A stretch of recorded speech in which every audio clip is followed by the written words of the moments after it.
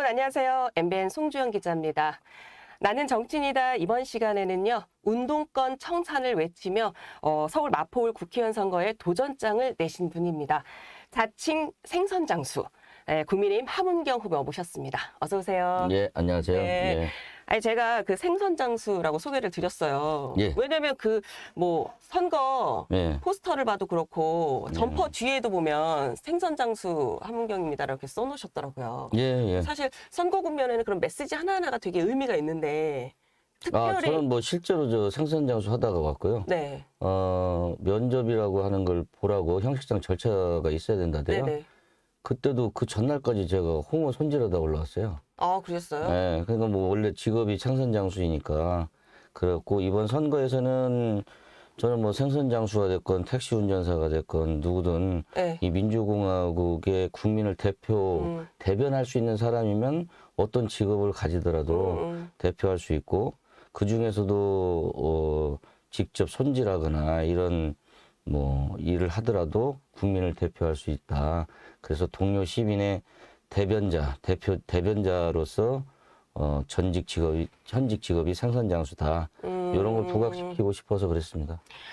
그 횟집을 몇 년이나 운영하신 거죠? 수출의 주력은 네. 가공입니다. 아 그래요? 네, 가공이라는 게 뭐냐면 생선을 손질해서 네.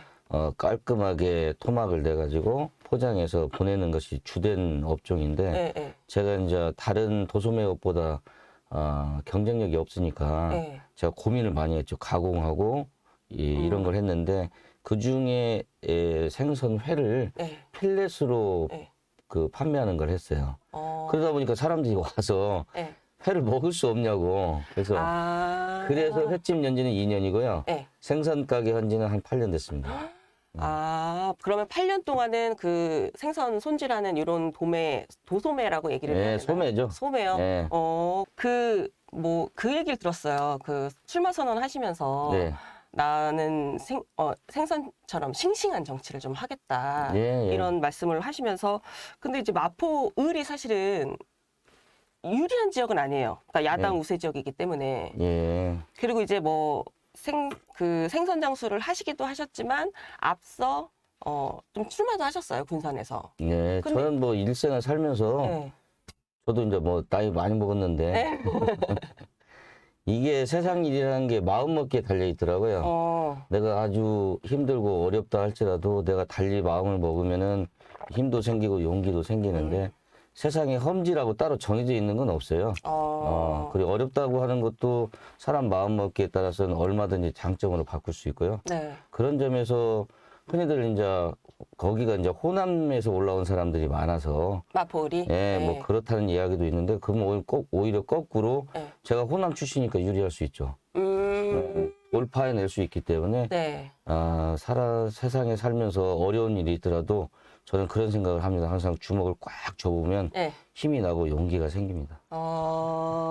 아니 그렇게 막 기운을 북돋아 주시려고 그런 건지 예. 한동훈 비대위원장이 어제 마포구 일대 가서 예. 지원 유세 같이 하셨던 걸로 알고 있는데 예. 마포를 우선 추천되셨잖아요. 예. 근데 그때 뭐 한 위원장이 직접 제안하는 전화를 하신 건가요? 그 당시 이제 주로 연락은 이철규 위원장님이 이철규 하셨고 위원장. 두 분이 뭐 저 보는 앞에서 통화도 하고 그러시더라고요. 그리고 이제 워낙 그때 긴박하게 움직여가지고 근데 한동훈 비대위원장이 원해서 이렇게 왔다고 제가 알고 있습니다. 아니 뭐 유세할 때 한 위원장이랑 뭐 따로 좀 나눈 뭐 인상 깊은 대화 뭐 이런 거 있으신가요? 제가 이제 생선장수 요 얘기는 알고 계시더라고요. 그럼요. 되게 유명한데. 네, 그래서 마포에서 한번 이벤트를 하자 이렇게 제안을 하셔서 그렇지 않아도 지금 날짜만 기다리고 있다. 그리고 뭐 선거법에 걸리지 않는 방법으로 생선을 제가 손질하고 한동훈 비대위원장이 팔고 팔고 회를 뭐 같이 먹어보는 게 아니라 팔고. 그렇게 해서 진짜 우리 이 국민의힘이 일하는 사람들, 서민들의 편에 서서 정치를 하고 있다. 이런 거 한번 보여주자 이렇게 제안을 했고 둘이 한번 날짜를 잡을 겁니다. 조만간. 예. 아니 국민의힘에서는 사실은 약간 블루오션 같은 존재세요. 제 개인적인 생각은. 왜냐하면 국민의힘 자체 내에서 어쨌든 운동권 청산을 외치시긴 했지만 어쨌든 운동권에서는 사실상 굉장히 존재감 있는 분이시고 예. 그리고 이제 생존장수라고 이제 본인 말씀하셨지만 소상공인의 어떤 그 어려움을 대변할 수 있는 근데 이제 예. 국민의힘 지지자들에 보다는 사실상 약간 야권 지지자들이 더 많을 것만 같은 그런 이력을 갖고 계신 거잖아요. 근데 이제 사람들이 좀 착각을 하는 네. 게요. 그 보수 정당이라고 하는 게 있는 사람들 편든다 이렇게 생각을 하세요. 대체로 이제 그렇게 분석도 하시고 실제로 보면은 우리나라에서 예를 들어서 건강보험 제도라든지 네. 그다음에 기초연금, 네. 그다음에 마이너스 소득세 이런 거 있잖아요. 다 그 보수 정당 계열에서 다 도입했고 추진했습니다. 그 얘기는 무슨 얘기냐? 없는 사람들, 서민들의 편에 서서 정책들은 이쪽 국민의힘 계열 정당이 훨씬 많이 했고요. 실제 성과를 내고 제도적으로 정착된 것은 이 정당에서 시작된 겁니다. 그래서 착각하고 있어요.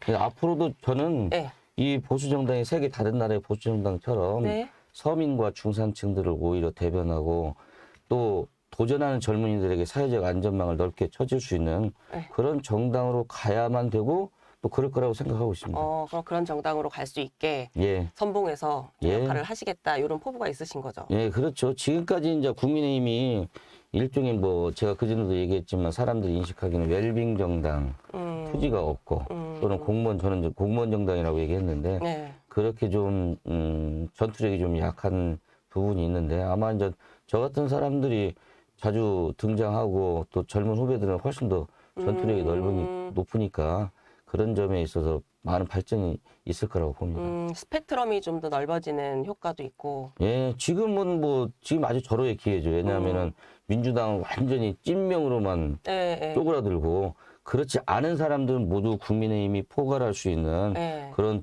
국민통합정당의 길이 지금 열리고 있다. 저는 이렇게 생각합니다. 그러니까 그런 중요한 역할을 하시려면 일단 당선이 되는 게 우선인데 예. 지금 최근 여론조사를 놓고 보니까 예. 경쟁자인 이제 정청래 예.